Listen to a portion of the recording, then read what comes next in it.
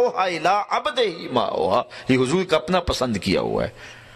اور پھر عبدیت کے عملی اظہار کے لیے 50 نمازیں فرض کی گئیں۔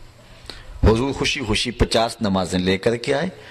راستے میں حضرت موسیٰ علیہ السلام سے ملاقات ہوئی، انہوں نے کہا انی بلوت بنی اسرائیل، میں امت کا تجربہ رکھتا ہوں، یہ 50 نہیں پڑھ سکیں گے۔ حضور اللہ کی بارگاہ میں جائیے اور تخفیف کی درخواست کیجیے۔ حضور گئے، جا کے عرض کی، اللہ تعالیٰ جل شانہ نے 5 نمازیں معاف کر دی۔ آئے کہا 45 ہو گئے، کہا پھر جائیے۔ علماء سے سنتے رہتے ہیں کہ 9 مرتبہ گئے، حتیٰ کہ 5 رہ گئے۔ حضرت موسیٰ علیہ السلام نے عرض کی کہ حضور ایک بار اور جائیے۔ فرمایا مجھے اپنے رب سے حیا آتی۔ اب 5 نمازیں، میری امت اتنی نکمی تو نہیں ہے کہ 5 بھی نہ پڑھے گے، حضور نے توقع کی ہے، لیکن امت ثابت کرنے کی کوشش کرے کہ ہم واقعی نکمے ہیں۔ صبح چڑیاں بھی اپنے گھونسلوں سے نکل کے، اشراط الارض بھی اپنی بلوں سے نکل کے اللہ اللہ پکار رہے ہوتے ہیں۔ کتنا بد نصیب شخص ہے کہ جو صبح جو ہے وہ اللہ کے حضور سجدہ ریز نہیں ہوتا۔ ایک بندہ مجھے کہنے لگا کہ یار اٹھنا چاہتے ہیں، نیند نہیں جو ہے وہ جاگ نہیں آتی۔ میں نے کہا اگر نماز پڑھنے کا ارادہ پکا ہو تو جاگ کیا، نیند نہیں آتی ہے۔ اگر عزم مصمم ہو، کچہری جانا ہو تو تاریخ ہو تو جاگ آ جاتی، منڈی جانا ہو سبزی منڈی تو جاگ آ جاتی۔ یہ بہانے ہیں سارے۔ عزم مصمم ہو تو کوئی راستے کے اندر جو ہے وہ کوئی رکاوٹ نہیں ہوتی۔ ہے یاد مجھے نقطہ سلما خوش آہنگ، دنیا نہیں مردان جفاکش کے لیے تنگ، چیتے کا جگر چاہیے شاہی کا تجسس، بے روشنی جی سکتے نہیں دانش یا فرنگ۔ تو یہ ہے کہ انسان کے لیے پھر راستے کھلتے چلے جاتے ہیں اگر عزم اس کا پکا ہو۔ یہ عزم ہی تو زندگی ہے، یہ عزم ہی تو جو ہے وہ جمال ہے انسان کا۔ تو 50 نمازوں سے 5 نمازیں رہ گئی۔ اب یہاں پہلے ایک بات عرض کرنا چاہوں گا، کیا اللہ کو پتہ نہیں تھا کہ بالآخر 5 نمازیں رہ جانی؟ اللہ دیتا ہی 5، بار بار حضور جا رہے ہیں۔ اگر اللہ پہلے ہی 5 دے دیتا تو اللہ کے ہاں حضور کی مقبولیت کا زمانے کو پتہ کیسے چلتا؟ اور دوسری بات کہ اللہ تو کہتا ہے لا تبدیل لکلمات اللہ، اللہ کی باتیں تبدیل ہے، اور یہاں 9 مرتبہ نہیں ہوئی۔ تو اس کا جواب قرآن مجید سے ہم دیتے ہیں۔ اللہ فرمایا من جاء بالحسنۃ فلہ عشر امثالھا، جو ایک نیکی کرے 10 کا ثواب دیتے ہیں، اس کی باتیں تبدیل نہیں ہوتی۔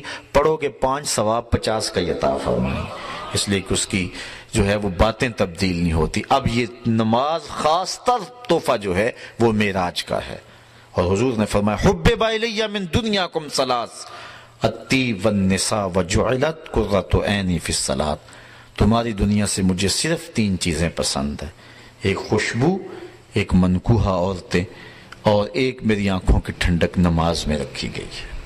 تو حضور علیہ السلام نے نماز کو اپنی آنکھوں کی ٹھنڈک قرار دیا۔ حضرت سلمان فارسی رضی اللہ تعالی عنہ اور حضرت عثمان رضی اللہ تعالی عنہ، یہ حضرت عثمان بن عفان کے علاوہ ہیں ایک صحابی، یہ اکٹھے جا رہے تھے، موسم تھا پت جھڑ کا۔ حضرت سلمان فارسی نے ایک شاخ کو پکڑا جس کے پتے زرد ہو چکے تھے، اور پکڑ کے جھٹکا دیا، سارے پتے جھڑ گئے، شاخ خالی ہو گئی۔ حضرت عثمان کہتے ہیں میں نے اس منظر کو دیکھا اور معزوز ہو رہا تھا کہ حضرت سلمان نے میری جانب پلٹ کے دیکھا اور کہا اے عثمان، تو نے مجھے پوچھا نہیں کہ میں نے ایسا کیوں کیا؟ تو میں نے کہا کہ حضرت آپ بتا دیجیے آپ نے ایسا کیوں کیا؟ تو حضرت سلمان کہنے لگے کہ میں حضور کے ساتھ جا رہا تھا، راستے میں ایسا ایک درخت آیا، اس پہ زرد پتے تھے، حضور نے اس کو پکڑ کے جھٹکا دیا، سارے پتے گر گئے، میں دیکھ کے معزوز ہو رہا تھا۔ حضور نے مجھے یہی سوال کیا، کہا اے سلمان تو نے مجھے پوچھا نہیں کہ میں نے ایسا کیوں کیا؟ میں نے عرض کی حضور آپ ارشاد کر دیں۔ فرمایا سلمان جس طرح میں نے شاخ کو جنبش دی اور اس پر کوئی پتہ باقی نہیں رہا، جب بندہ نماز کے لیے کھڑا ہوتا ہے بدن پہ کوئی گناہ باقی نہیں رہتا، سارے گناہ جھڑ جاتے ہیں۔ اور ایک روایت میں آتا ہے جب بندہ نماز کے لیے کھڑا ہوتا ہے تو اللہ کے فرشتے عرض کرتے ہیں اے اللہ یہ تیرا بندہ تیرے حضور کھڑا ہونے لگا ہے، تو اس کے بدن کے جو گناہ ہیں وہ اتار کے ایک سائیڈ پہ رکھ دیتے ہیں تاکہ یہ تیرے حضور پاک صاف ہو کے کھڑا ہو۔ تو فرشتے اس کے سارے گناہ اتار کے اللہ کے حکم سے ایک طرف ڈھیر لگا دیتے ہیں اور وہ پاک صاف ہو کے نماز پڑھتا رہتا ہے۔